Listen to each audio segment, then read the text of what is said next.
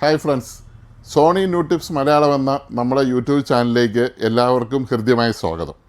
നമ്മുടെ ചാനലിൽ ഈ അടുത്ത നാളിൽ നമ്മൾ കുറച്ച് വീഡിയോസ് കുറഞ്ഞിട്ടുണ്ട്. വീഡിയോ കുറയാനുള്ള കാരണം എന്നാന്ന് ചോദിച്ചാൽ, നമ്മളൊരു പുതിയ യൂട്യൂബ് ചാനൽ തുടങ്ങിയിരുന്നു. ആ യൂട്യൂബ് ചാനലിൻ്റെ പേര് truck travel by Soni Jinsi എന്ന് പറഞ്ഞ ചാനലാണ്. ആ ചാനലിന് വേണ്ടിയിട്ടായിരുന്നു ഒരു 2-3 മാസമായിട്ട് ഓട്ടമായിരുന്നു. ആ ചാനൽ ഇപ്പോൾ നമുക്ക് മോണിറ്റൈസേഷൻ ആയിട്ടുണ്ട്. അതിന് നിങ്ങൾക്ക് എല്ലാവർക്കും നന്ദി പറയുന്നു. നമ്മുടെ ആ ചാനൽ സബ്സ്ക്രൈബ് ചെയ്യാത്തവരൊന്ന് സബ്സ്ക്രൈബ് ചെയ്യുക.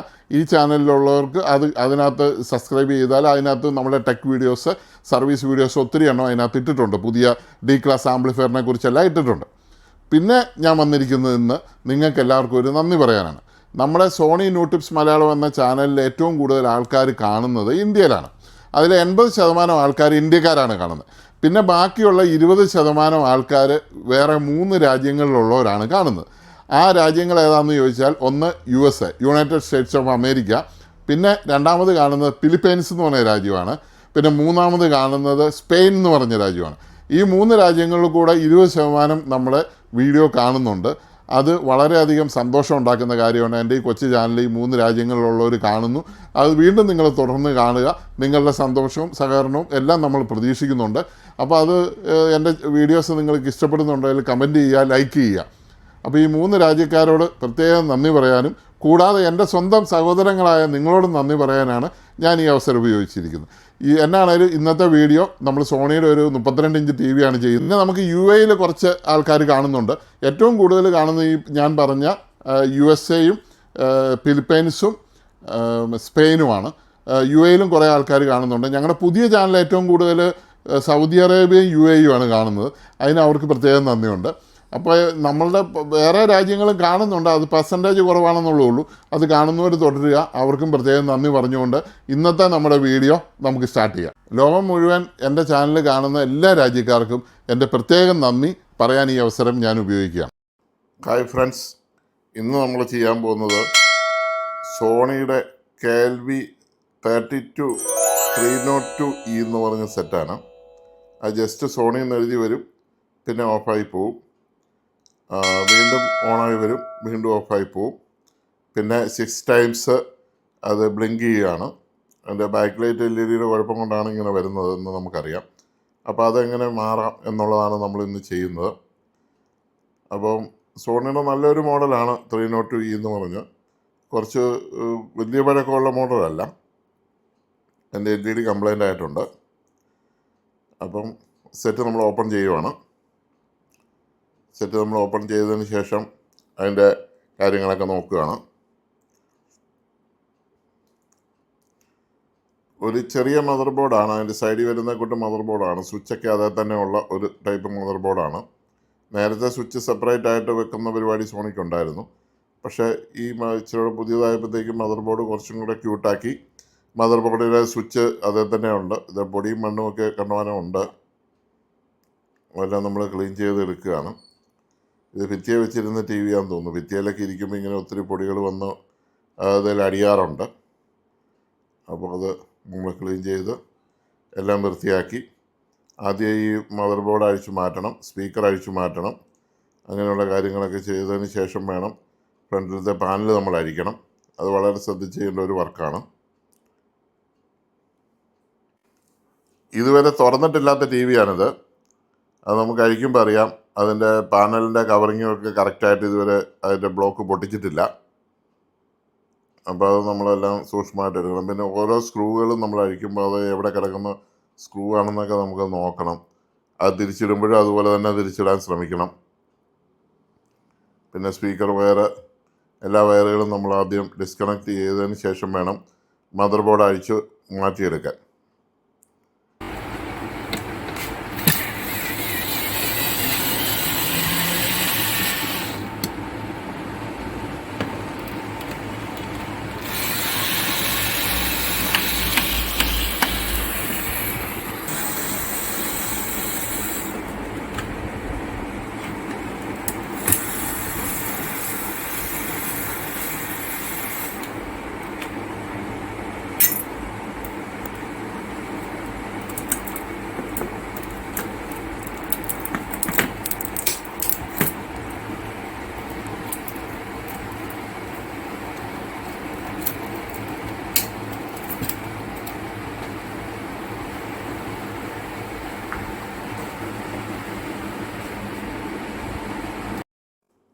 അതിനുശേഷം അതിൻ്റെ ഭിത്തി മുറുക്കാനുള്ള തകിടുകളും കാര്യങ്ങളും സ്ട്രിപ്പും എല്ലാം അഴിച്ചതിന് ശേഷം പാനലുമായിട്ടുള്ള സ്ട്രിപ്പും എല്ലാം പിടിക്കണം.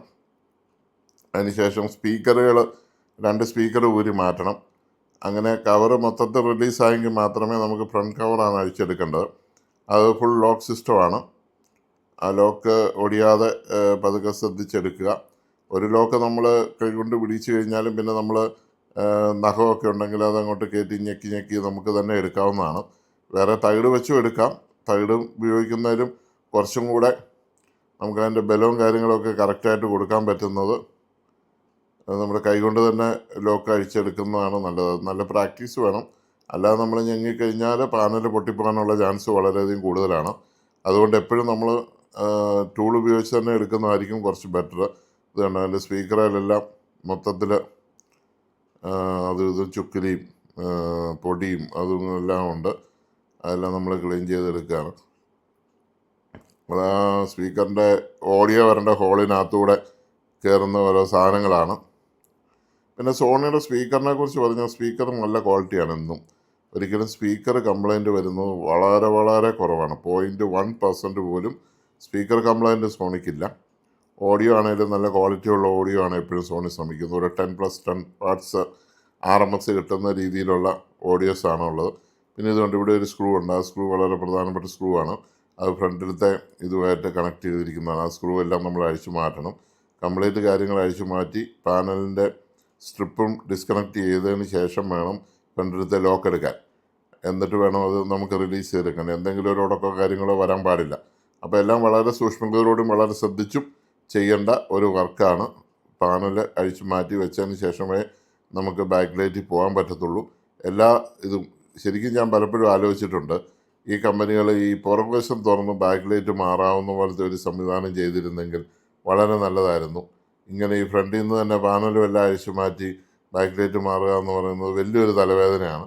ബാക്ക് സൈഡ് നമുക്കൊരു പ്ലാസ്റ്റിക് കവറിങ് എടുത്തു കഴിഞ്ഞാൽ ആ കവറയിൽ ബാക്ക് ലൈറ്റ് ഇരിക്കുകയും ആ ബാക്ക് ലൈറ്റ് നമുക്ക് തിരിച്ച് മുറുക്കുകയും ചെയ്യുന്ന രീതിയായിരുന്നെങ്കിൽ വളരെ എളുപ്പമായിരുന്നു സർവീസിങ്ങിനും ബാക്ക് ലൈറ്റ് മാറാനും. അത് നമ്മൾ പലപ്പോഴും ചിന്തിച്ചിട്ടുണ്ട്. ഇപ്പോൾ കമ്പനിക്കാരെ സംബന്ധിച്ച് അവർ പ്രൊഡക്ഷൻ ചെയ്യുന്ന ആൾക്കാരായതുകൊണ്ട് അവർക്കത് എപ്പോഴും ബാക്ക് ലൈറ്റ് മാറണ്ട, TV മാറിക്കുമെന്നുള്ള മട്ടിലായിരിക്കും അവരിത് ചെയ്യുന്നതെന്ന് ഞാൻ വിചാരിക്കുന്നു. ഇപ്പോൾ പാനലിൻ്റെ ഫ്രണ്ട് വശത്തിൽ നമുക്ക് ആ ലോക്ക് സിസ്റ്റമാണ്. അത് അഴിച്ചു മാറ്റാനായിട്ട് നമ്മളൊരു ലോക്ക് വെച്ച് ഒരു ടൂൾ വെച്ച് നോക്കുകയാണ്.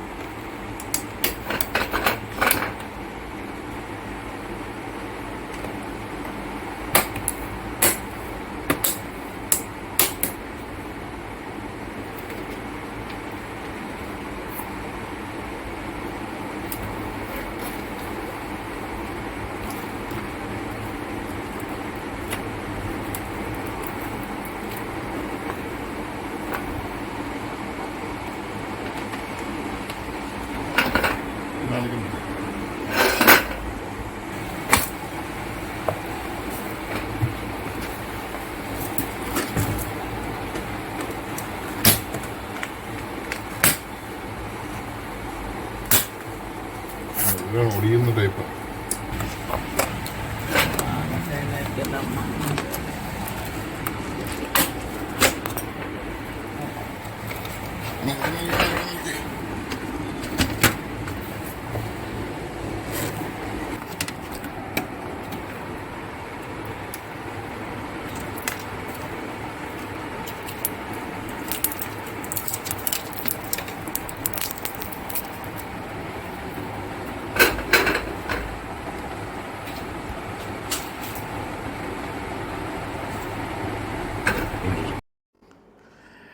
അപ്പോൾ നമ്മൾ ഫ്രണ്ട് പാനൽ റിലീസ് ചെയ്തെടുത്തിരിക്കുകയാണ്. കണ്ടോ, എന്തുമാത്രം മണ്ണും പൊടിയെല്ലാം അതിൻ്റെ ഇടയ്ക്കൂടെ കയറി ഇരിക്കുന്നത് കണ്ടോ.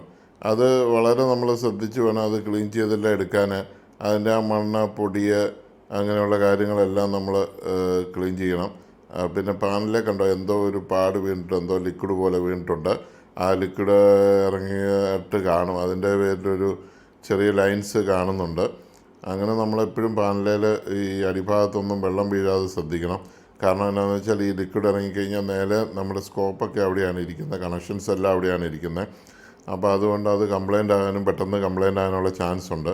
പാനലിൽ ലിക്വിഡായിട്ടുള്ള ഒഴുകുന്ന ഒരു സാധനം വീഴാതെ വളരെയധികം ശ്രദ്ധിക്കണം. അഥവാ എന്തെങ്കിലും കാരണവശാൽ വീണാൽ ഇതുപോലെ എടുത്ത് മലത്തി വെക്കുക, അതായത് മുകളിലേക്ക് വെക്കുക. പാനൽ വെച്ചിട്ട് അത് നല്ലപോലെ തുടച്ച് ക്ലിയർ ചെയ്ത് ഉണങ്ങിയെന്ന് ബോധ്യം വന്നതിന് ശേഷം മാത്രമേ സെറ്റ് പിന്നെ നേരെ വെച്ച് പടം കാണാൻ പാടുള്ളൂ. അതെല്ലാവരും വളരെ ശ്രദ്ധിക്കേണ്ട കാര്യമാണ്. വെള്ളം ഇറങ്ങിക്കഴിഞ്ഞാൽ അന്നേരം ഒരു കുഴപ്പവും കാണിക്കലായിരിക്കും, കുഴപ്പമില്ലെന്ന് നമ്മൾ വിചാരിക്കും. പിന്നെ അവിടെ ആ വെള്ളം ഇരുന്ന് ദ്രവിച്ച് സ്ട്രിപ്പെല്ലാം കട്ടായി പോകും. പിന്നെ പാനൽ പുതിയത് മേടിച്ചിടേണ്ട ഗതികേടുണ്ടാകും. നമുക്കൊരു 6 രൂപ മുതൽ 10 രൂപ വരെയൊക്കെ ചിലവ് വരും. ഓരോ ബ്രാൻഡ് അനുസരിച്ച് ഓരോ മോഡൽ അനുസരിച്ച് പാനൽ ഏതാണ് ഉപയോഗിച്ചിരിക്കുന്നതനുസരിച്ചുമൊക്കെ വില വ്യത്യാസം ഉണ്ടാകുന്നതാണ്. അപ്പോൾ അത്രയും വലിയ രൂപ മുടക്കി ആ ടി വി നമുക്ക് നഷ്ടപ്പെടുന്നതിന് തുല്യമാവും. അങ്ങനെ നഷ്ടപ്പെടാതിരിക്കാൻ വേണ്ടിയിട്ട് നമ്മളെപ്പോഴും അതിലെ വെള്ളവും കാര്യങ്ങളൊന്നും വീഴാതെ നമ്മൾ ശ്രദ്ധിക്കുന്നത് നല്ലതാണ്. അതിനുശേഷം നമ്മൾ സ്കെയിലർ ബോർഡ് എന്ന് പറയുന്നത് നമ്മൾ കണക്ഷൻ കൊടുക്കുന്ന പാനലിൽ നിന്ന് പുറത്തേക്ക് വരുന്ന ആ സർക്യൂട്ടുള്ള ബോർഡ്, അതാണ് സ്കെയിലർ ബോർഡ് എന്ന് പറയുന്നത്. അത് നമ്മൾ റിലീസ് ചെയ്യണം. അത് നമ്മൾ റിലീസ് ചെയ്തതിന് ശേഷം അത് 2 ലോക്ക് സിസ്റ്റത്തിലാണ് കിടക്കുന്നത്. 2 അല്ല 3 ഉണ്ട്. ആ 3 ലോക്കുകളും നമ്മൾ അഴിച്ച് അതിനകത്ത് സ്കെയിലർ ഇതുപോലെ ഫ്രീ ആയിട്ട് പുറത്താക്കണം. പുറത്താക്കിയതിന് ശേഷം വേണം നമ്മൾ പാനലെടുക്കാൻ. പാനലെടുക്കുമ്പോൾ അതൊരു ഫ്രെയിമിലാണ് ഈ മോഡലിൻ്റെ പാനൽ കിടക്കുന്നത്. ഒരു ഫ്രെയിമുണ്ട്. ആ ഫ്രെയിം കറക്റ്റായിട്ട് ആണോ നിൽക്കുന്നത് നോക്കുക. അത് എവിടെയെങ്കിലും പിടിക്കുകയോ ഒട്ടുകയോ എന്തെങ്കിലും ചെയ്യുന്നുണ്ടോ എന്ന് നോക്കുക. അതെല്ലാം നോക്കിയതിന് ശേഷം അത് നമ്മൾ പതുക്കെ എടുത്ത് മാറ്റി വെക്കുന്നു. മാറ്റി വെച്ചതിന് ശേഷം ഇതിലുള്ള പൊടിയെല്ലാം നമ്മൾ തുടച്ച് നമ്മൾ അടുത്ത സ്റ്റെപ്പിലേക്ക് കിടക്കുകയാണ്. അടുത്ത സ്റ്റെപ്പ് എന്ന് പറഞ്ഞാൽ പിന്നെ നമ്മൾ ആ ഷീറ്റുകൾ ഒരു 3-4 ഷീറ്റുണ്ട്. അത് നമ്മൾ ശരിക്കും അഴിക്കാതെ, അതായത് ആ ഇരിക്കുന്ന പൊസിഷനിൽ തന്നെ തിരിച്ച് വെക്കണം. അതുകൊണ്ട് എങ്ങനെയാണ് ഇരിക്കുന്നത് അങ്ങനെ തന്നെ ഒന്നിച്ച് നമ്മളതെടുത്ത് മാറ്റി വെക്കുന്നതാണ് നല്ലത്. അല്ലെങ്കിൽ ഉണ്ടാകുന്ന പ്രശ്നം എന്നാന്ന് ചോദിച്ചാൽ നിങ്ങൾക്കറിയാമല്ലോ. അപ്പോൾ അതുകൊണ്ട് ഈ വിഷയങ്ങളുണ്ട്. അപ്പോൾ പാനൽ നമ്മൾ മാറ്റി നമ്മൾ ബോർഡ് തിരിച്ചെടുത്ത് വെക്കുകയാണ്. ബോർഡ് നമ്മൾ തിരിച്ചെടുത്ത് വെക്കുന്നത് എന്നാന്ന് ചോദിച്ചു കഴിഞ്ഞാൽ നമുക്ക് പുതിയ LED മാറിക്കഴിഞ്ഞ് ഈ ബോർഡ് നമുക്ക് യൂസ് ചെയ്യേണ്ടത് ആവശ്യം വരും. കാരണം ഇത് ഓണാക്കി നമുക്ക് നോക്കണമല്ലോ, എന്തെങ്കിലും LED കത്തി നിൽക്കുന്നുണ്ടോ, ലൂസ് വരുന്നുണ്ടോ, സെറ്റ് കട്ടാവുന്നുണ്ടോ എന്ന് നോക്കണമല്ലോ. അപ്പോൾ അതുകൊണ്ട് നമ്മളവിടെ ഒരു കണക്ഷൻ കൊടുത്തിട്ട് നമ്മൾ ഇതിനൊരു സ്കെയിലർ ബോർഡ്, അതായത് നമ്മുടെ ഇത് കണ്ടോ, മുമ്പ് ഞാൻ പറഞ്ഞല്ലോ സ്കെയിലർ ബോർഡ് എന്ന് പാനലിൽ നിന്ന് വരുന്ന സർക്യൂട്ട് ഡയഗ്രം, ആ സ്കെയിലർ ബോർഡ് പോയതൊരെണ്ണം എടുത്ത് അവിടെ കൊടുക്കണം.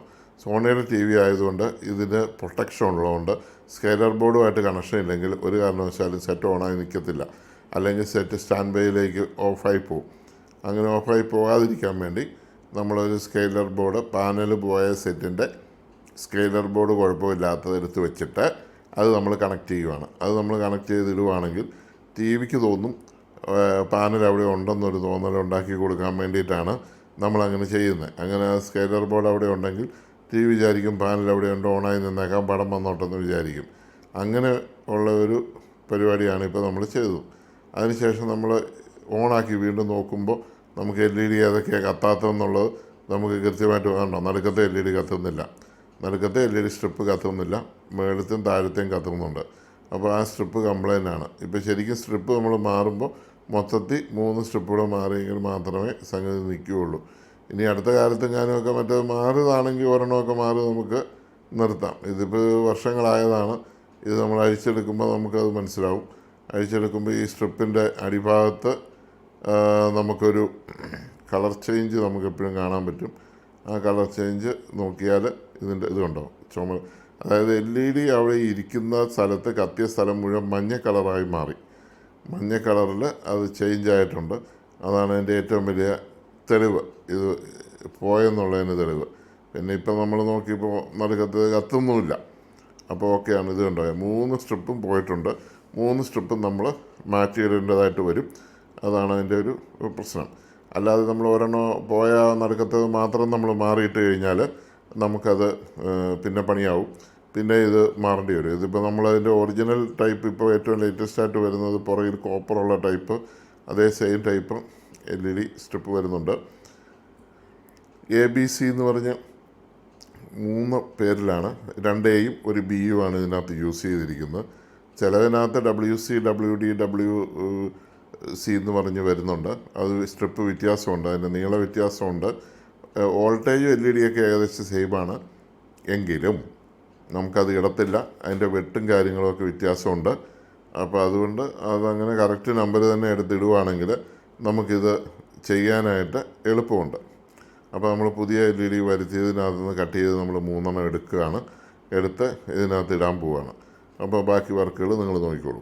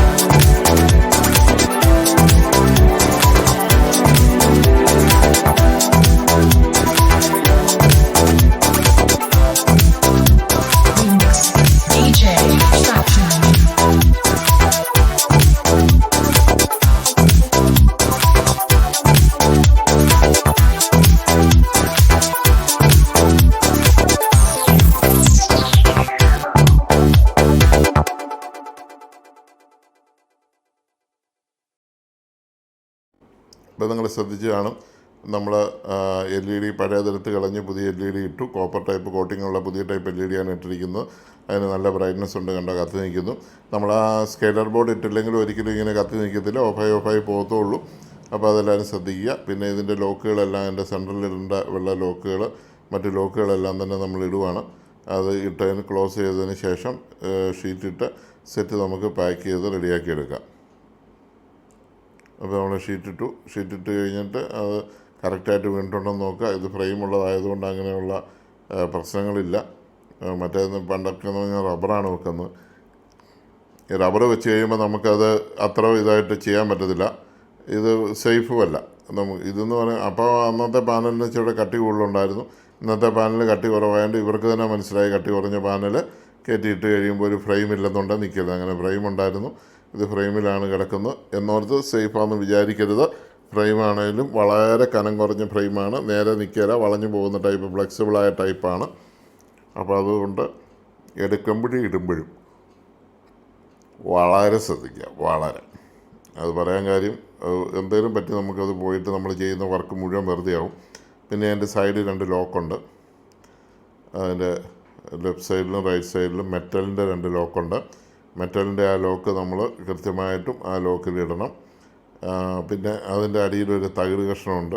ആ തകിട് കഷ്ണം നമ്മൾ ഇട്ടതിന് ശേഷം 2 സ്ക്രൂ ഉണ്ട്. അത് മുറുക്കിയതിന് ശേഷം വേണം നമ്മൾ TV പാക്ക് ചെയ്യാൻ. എപ്പോഴും മിക്കവാറും നമ്മൾ മറന്നു പോകുന്നതാണ് ഈ തകിട് കഷ്ണം. ആ തകിട് കഷ്ണം മറന്നു പോകാതിരിക്കാൻ പ്രത്യേകം ശ്രദ്ധിക്കണം. അതാണ് അതിൻ്റെ ഒരു ഹൈലൈറ്റ്. ഇപ്പോൾ നമ്മളത് ഫിറ്റ് ചെയ്തു, കണക്ഷൻ കൊടുത്തു. ഇത് ശരിക്കും അത് നമുക്ക് അത്യാവശ്യമാണ്. ഇതിപ്പോൾ ഇതിനകത്ത് എനിക്ക് പറ്റിയൊരവസ്ഥ എന്ന് പറഞ്ഞാൽ തകിടിടാതെ ഞാൻ ലോക്കെല്ലാം ഇട്ടു. വീണ്ടും നമ്മളിത് അഴിക്കേണ്ടി വന്നു.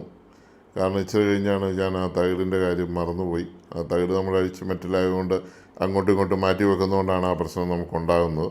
അപ്പോൾ ഈ പാക്കിംഗ് എല്ലാം കഴിഞ്ഞിട്ട് ഇരട്ടിപ്പണി നമ്മൾ ചെയ്യേണ്ടി വന്നു. കാരണം അത് ചെയ്തെല്ലാം കഴിഞ്ഞ് വീണ്ടും ഇതെല്ലാം അഴിച്ച് തകിടിട്ടില്ലെങ്കിലും കുഴപ്പമൊന്നും ഇല്ലെന്ന് ചോദിച്ചാൽ കുഴപ്പമൊന്നുമില്ല. പക്ഷേ സേഫ് അല്ല. കമ്പനി എന്താണേലും അത് കരുതി കൂട്ടി അവർ ചെയ്തിരിക്കുന്ന കാര്യമാണ്. നമ്മളതിനകത്ത് ഒരു എന്നാ പറയുന്നത്, ഒരു കുറവ് വരുത്താൻ പാടില്ല. അപ്പോൾ നമുക്ക് അതെല്ലാം കഴിഞ്ഞ് സെറ്റ് നമ്മൾ പാക്ക് ചെയ്തു. സെറ്റ് ഓക്കെ ആയിട്ടുണ്ട്. ഓക്കെ ആയിട്ടുണ്ടെന്ന് വലിയ കത്തി നിൽക്കുന്നത് കണ്ടപ്പോൾ തന്നെ നമുക്ക് കാര്യങ്ങൾ മനസ്സിലായി. സെറ്റ് ഓക്കെ ആയിട്ടുണ്ട്. അപ്പം വേറെ പ്രശ്നങ്ങളൊന്നുമില്ല. തിരിച്ച് പാക്ക് ചെയ്യുകയാണ്. തകിടിടുന്ന കാര്യം വീഡിയോ എടുത്തിട്ടില്ല എന്നാണ് എനിക്ക് തോന്നുന്നത്. അപ്പോൾ തകിടൊക്കെ നമ്മൾ വീണ്ടും അഴിച്ചിട്ടു, നമ്മൾ കാര്യങ്ങളൊക്കെ ചെയ്തു. അപ്പോൾ നമ്മളത് എപ്പോഴും ഓരോ സാധനങ്ങൾ തിരിച്ചിടുന്ന സമയത്ത് വളരെ കൃത്യമായിട്ട് നമ്മൾ ഓർക്കണം. നമ്മൾ ഇത്രയും വർഷത്തെ എക്സ്പീരിയൻസ് ഉണ്ടെങ്കിൽ പോലും അത് നമ്മൾ ഈ തകിടൊക്കെ അങ്ങോട്ടും ഇങ്ങോട്ടും മാറ്റി വെക്കുന്നതുകൊണ്ടാണ് നമ്മൾ അങ്ങനെ ഒരു സാധനം ഉണ്ടെന്നുള്ളത് മറന്നു പോകുന്നത്. കാരണം എല്ലാ മോഡലിനും അതില്ല. ചില മോഡൽസിന് ഈയിടെ പുതിയ ഇറങ്ങി ഈ പോലത്തെ സീരീസിന് മാത്രമേ അങ്ങനെ ഒരു തകിടുള്ളൂ. ബാക്കിയുള്ളതിനെല്ലാം താഴെ 2 ലോക്കും മേളിൽ 2 ലോക്കുമാണ് വരുന്നത്. അപ്പോൾ അങ്ങനെ വരുന്നത് കൊണ്ട് നമുക്കിത് നമ്മൾ ഇനിയിപ്പോൾ എനിക്ക് പ്രത്യേകം പറയാനുള്ളത്, നമ്മുടെ ഈ ചാനൽ കൂടുതലായിട്ട് കാണുന്നത് ഇന്ത്യക്കാരാണ്. ഇന്ത്യൻ ചാനലാണ്, മലയാളം ചാനലായതുകൊണ്ട് കൂടുതൽ ഇന്ത്യക്കാർ കാണുന്നു. പിന്നെ നമ്മുടെ കൂടുതൽ കാണുന്ന ഫിലിപ്പൈൻസിലാണ്. ഫിലിപ്പൈൻസുകാർ ഒത്തിരി നമ്മുടെ ചാനൽ കാണുന്നുണ്ട്. പിന്നെ USA, യുണൈറ്റഡ് സ്റ്റേറ്റ്സിലുള്ളവർ, അതായത് USA എല്ലാ സ്ഥലങ്ങളിലും USA പിന്നെ കൂടുതൽ കാണുന്നുണ്ട്. പിന്നെ UAE കാണുന്നുണ്ട്. പിന്നെ സ്പെയിനിൽ കാണുന്നുണ്ട്. സ്പെയിനിൽ അത് ട്രാൻസ്ലേറ്റ് ചെയ്ത് വരുന്നുണ്ട്. ഈ എല്ലാ രാജ്യക്കാർക്കും എനിക്ക് പ്രത്യേകം നന്ദി. എല്ലാവർക്കും വളരെയധികം നന്ദി. Thank you for watching. അപ്പോൾ സെറ്റ് റെഡി ആയിട്ടുണ്ട്. സോണിയിൽ നിന്ന് വന്നു, HDMI വന്നു. ഇനിയിപ്പോൾ നമുക്ക് അതിൻ്റെ ഒരു ഫോട്ടോ ഇട്ട് നിങ്ങളതിൻ്റെ ക്വാളിറ്റി കാണിക്കാം. നമ്മൾ പഴയ ക്വാളിറ്റി തന്നെ നമുക്ക് കിട്ടും. ഇത് വേറെ പ്രശ്നമൊന്നുമില്ല. എൻ്റെ ഫോട്ടോസ് വന്നിട്ടുണ്ട്. സെറ്റപ്പ് റെഡി ആയിട്ടുണ്ട്. അപ്പോൾ നമ്മുടെ ചാനൽ കണ്ടുകൊണ്ടിരുന്ന എല്ലാവർക്കും വളരെയധികം നന്ദി. നമ്മൾ സബ്സ്ക്രൈബ് ചെയ്യാതെയാണ് കാണുന്നതെങ്കിലും സബ്സ്ക്രൈബ് ചെയ്യുക, ബെല്ലൈക്കൺ ഒന്ന് എനേബിൾ ചെയ്യുക. പിന്നെ നിങ്ങൾ വീഡിയോ ഇഷ്ടപ്പെട്ടെങ്കിൽ ഒന്ന് ലൈക്ക് ചെയ്യുക. Thank you for watching.